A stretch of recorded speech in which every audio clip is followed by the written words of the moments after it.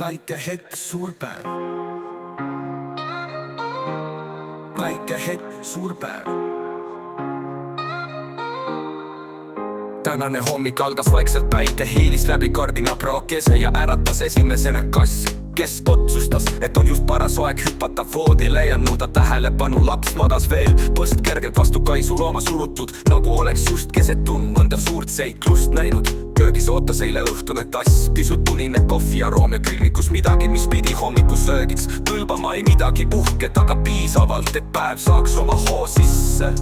Kui laps ärkas, käis esimene naer läbi toa, selline, mis kustutab hetkega väsimuse. Siis tulid väikesed asjad, pudru keetmine, sokkide otsimine.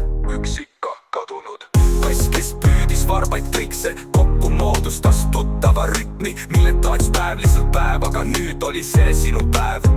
Õues oli jahe, aga kevadel on hõljus. Õhus jalutuskäigul püüdis laps vaadata igat autot, lindu ja kivikest, nagu oleks need esimest korda loodud. Kodu poole tulles käis väsimus vaikselt ligi, nii lapsele kui emale. Vaikus lõunasel tunnil oli peaaegu pühali.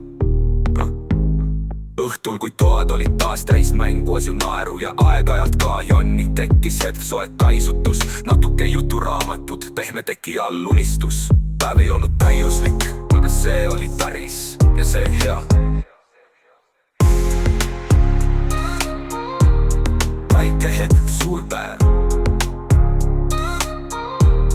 Väike hetk, suur päev. Väike hetk, suur päev.